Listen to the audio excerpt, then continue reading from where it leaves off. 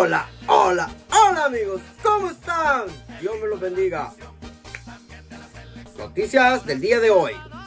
Pero eso parece molestar a las organizaciones internacionales que además son financiadas por países que sí violan los derechos humanos, tanto de sus delincuentes como de su gente honrada al no protegerlos de los delincuentes.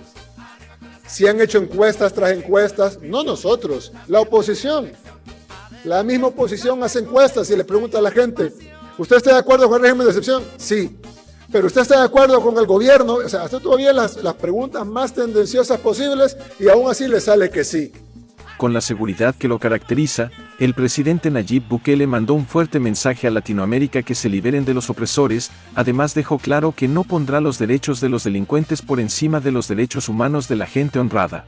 A veces veo, por ejemplo, publicaciones de la oposición que dicen, pero tal escuela está en malas condiciones. Yo, precisamente porque usted la dejaron así. Pero nosotros hemos trabajado para mejorar el sistema educativo. Nadie puede negar que todos los niños y niñas de nuestro sistema escolar tienen una computadora o una tablet en el caso de los pequeños. Algo que era impensable antes. Una familia con 3 o 4 niños tiene 3 o 4 computadoras ahora, entregadas por el gobierno. Y no es simplemente la entrega de una computadora, es la inversión y la apuesta en educación, que nadie puede negar tampoco que la inversión en educación ha sido la más alta en la historia del país, en cuanto a millones de dólares y en cuanto a porcentaje del PIB. Nunca se había invertido tanto en educación como se invierte ahora. Sin embargo, como lo dijimos en una conferencia de prensa hace algunas semanas, la infraestructura escolar sabemos que está cayéndose. Y es por eso que iniciamos un plan para remodelar todas las escuelas, iniciando con 1,000 escuelas en el primer año, pero claro, sabemos que son 5,000 escuelas. Y por lo tanto tardará 5 años haciendo 1,000 escuelas por año. Pero bueno, eso es una realidad.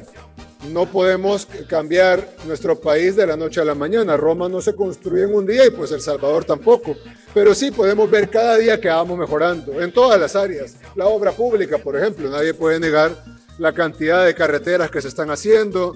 Bueno, la DOM está arreglando las calles ya existentes, el Ministerio de Obras Públicas está haciendo nuevas carreteras, la DOM también está haciendo nuevas carreteras, tenemos carreteras nuevas emblemáticas como el Camino of Sur City, como el periférico Gerardo Barrios, como el periférico Claudia Lars. Hace poco el ministro de Hacienda inauguraba la nueva aduana de Lamatillo. En fin, ustedes pueden ver cada vez con las inversiones en Sur City, las inversiones en Oriente, las inversiones que nunca se habían hecho antes en casi todos los rubros, cómo El Salvador va avanzando en turismo, económicamente crecimos 10.8% de PIB. Además, la seguridad.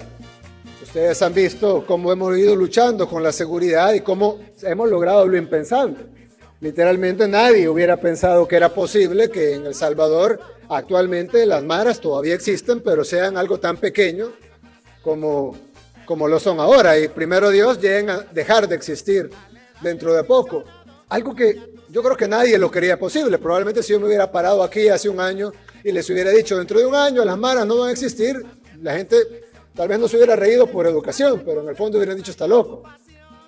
Pero ver ahora la realidad, que las maras han sido reducidas a una mínima expresión, las pandillas en general, han sido reducidas a una mínima expresión y primero Dios vamos a alcanzar el punto donde ya no existan en nuestro país. A pesar de que, increíblemente, mucho de la oposición que hemos tenido en el combate a las pandillas ha venido incluso de organismos internacionales que tratan de bloquear nuestro trabajo contra las pandillas. Y en nosotros realmente, hace poco me comunicaban sobre una acción que quiere tomar la CIDH contra El Salvador por el combate a las pandillas. Y yo me pregunto, ¿qué hizo la CIDH en los últimos 30 años cuando las pandillas estaban masacrando a nuestro pueblo? ¿Por qué nunca se pronunciaron a favor del pueblo salvadoreño honrado?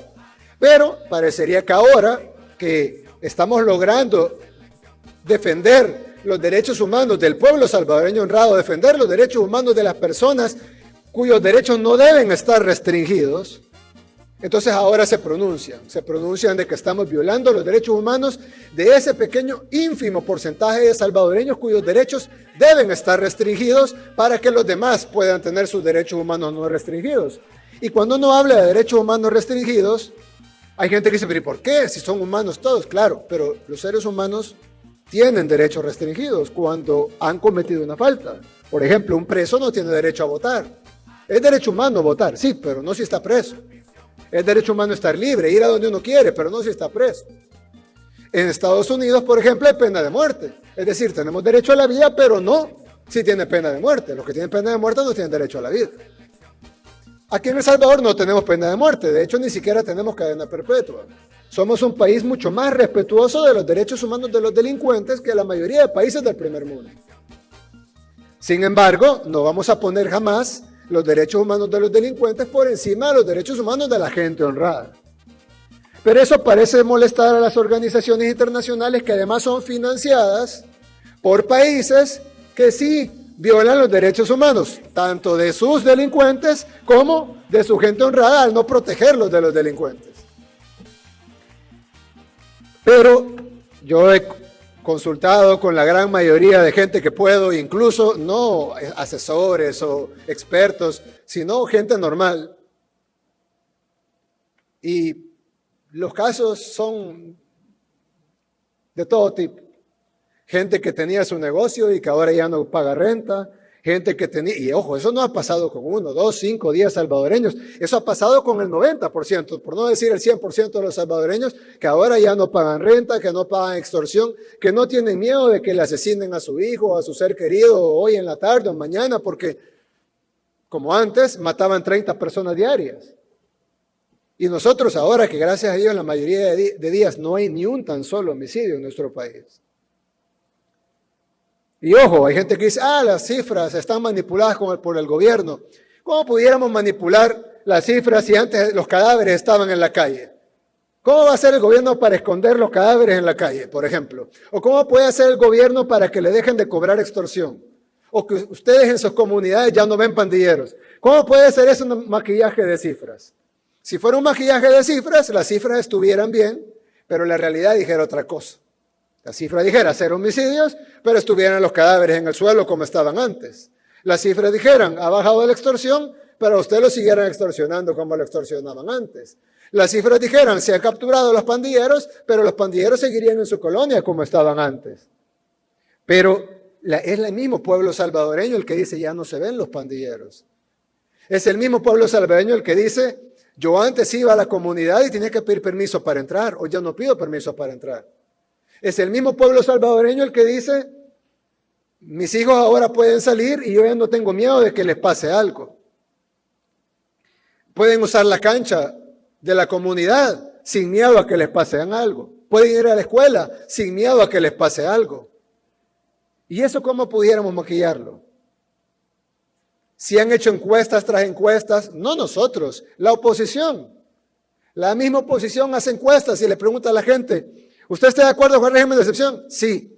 ¿Pero usted está de acuerdo con el gobierno? O sea, hace todavía las preguntas más tendenciosas posibles y aún así le sale que sí. Y entonces yo pregunto, si esto beneficia tanto a la población, es un cambio de vida total. No solo es el tema de la delincuencia, que probablemente es un tema importantísimo, obviamente, perdón, es un tema importantísimo, sino que es un cambio de vida total. Es una perspectiva diferente. No solo es el hecho de que si me van a matar o no me van a matar, que probablemente es lo más grave en un ser humano, que le quiten la vida, sino que ahora puedo vivir distinto. Puedo salir de mi casa, puedo dormir con los 2 ojos cerrados, y no con un ojo abierto y uno cerrado, como mucha gente tenía que dormir antes. Puedo cultivar. Muchos de ustedes son agricultores. ¿Cómo podían? Yo sé que lo hacían porque el salvadoreño es resiliente, pero ¿cómo podían cultivar antes cuando en cualquier momento llegaban los pandilleros y le pedían dinero, o si no les pagaban lo asesinaban ahí en el mismo cultivo? Hace poco la Dirección de Centros Penales sacó a los reos, a los presos, para que fueran a destruir las lápidas, las tumbas de los pandilleros. La gente lo aplaudió, aquí y afuera. No solo en El Salvador, afuera de El Salvador, las poblaciones de otros países, otros pueblos, aplaudieron lo que estaba haciéndose acá, y obviamente el pueblo salvadoreño. Pero inmediatamente saltaron algunas organizaciones internacionales y derechos humanos que por qué estábamos violando los derechos de los pandilleros muertos y de los familiares que van a esa tumba a enflorar a su ser querido, pues al pandillero que murió y que está enterrado ahí. Bueno, en primer lugar, nosotros no estamos prohibiendo que los pandilleros tengan tumba. Lo que estamos prohibiendo es que la tumba diga Mara Salvatrucha o que diga Pandilla Barrio 18. Simple y sencillamente porque en El Salvador, a partir de la aprobación de la ley de proscripción de pandillas, están prohibidos esos símbolos. No se puede tener símbolo de pandilla en ningún lado, ni en el graffiti, ni en la casa, ni en el cuerpo, ni en la tumba. Entonces dijeron que eso era una violación al derecho. Yo les pregunto, bueno, veamos el caso de Alemania, por ejemplo. Ojo, no estoy criticando a Alemania, me parece excelente lo que hicieron. Pero, como yo dije una vez, si queremos ser como los países desarrollados, que va a tardar mucho, pero si queremos ser como ellos, tenemos que hacer lo que ellos han hecho y lo que ellos hacen, no lo que ellos dicen que hagamos. Cuando los aliados le ganaron al nazismo, en Alemania, los nazis, una gran cantidad de los alemanes eran nazis, obviamente, ¿no? Entonces, para desnazificar a Alemania, se implementaron varias estrategias fuertes, que todavía están vigentes esas leyes en Alemania, y una de ellas, por ejemplo, es que no se puede tener una esvástica.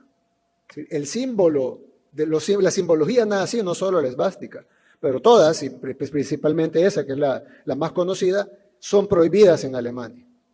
No son prohibidas en Estados Unidos, no son prohibidas en El Salvador, no son prohibidas en Guatemala, porque nosotros nunca tuvimos el problema del nazismo. Entonces, para nosotros, a mí me ofende una esvástica, pero nunca hemos tenido ese problema aquí. Entonces, no tenemos que estar tan activamente persiguiendo las esvásticas. Pero allá en Alemania, que tuvieron ese problema, la prohibieron.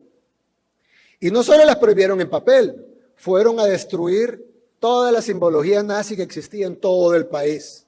Edificios públicos, estampillas, cartas, papel membretado, rótulos, banderas, vehículos, todo. Todo lo que tuviera simbología nazi tenía que ser destruido, incluyendo las tumbas. ¿Por qué? Porque para romper algo que estaba tan entrelazado con la sociedad alemana, no solo bastaba con capturar a los líderes de los nazis y matarlos, como hicieron ellos, sino que había que borrar toda la ideología nazi de la sociedad alemana. Y al día de hoy, en el año 2022, todavía es ilegal en Alemania portar una esvástica, un símbolo nazi. Es prohibido en Alemania. Tampoco se puede hacer una manifestación que diga ¡Viva Hitler! Es prohibido. En Alemania no se puede, porque ellos tenían que borrar el nazismo. Y para borrar el nazismo tenían que ser duros con la ideología nazi, no únicamente apresar a los nazis. Entonces, nosotros en El Salvador, gracias a Dios, nunca hemos tenido un problema de nazismo, pero sí hemos tenido un problema de pandillas. Similar, porque no solo han hecho mucho daño, como los nazis, no solo han sido despiadados, como los nazis, no solo han sido crueles, como los nazis, sino que además están entrelazados en la sociedad salvadoreña, están en todos lados, hasta en los cementerios. Por eso es que los expertos del tema de pandillas, o los autollamados expertos, decían que era imposible vencer a las pandillas, que ningún gobierno debía siquiera intentarlo, porque era imposible, y que la única forma de vencer a las pandillas era un trabajo pequeño que iba a durar varias generaciones. O sea, nosotros no lo íbamos a ver, nuestros hijos no lo iban a ver, pero que tal vez los hijos de nuestros hijos iban a ver un país sin pandillas.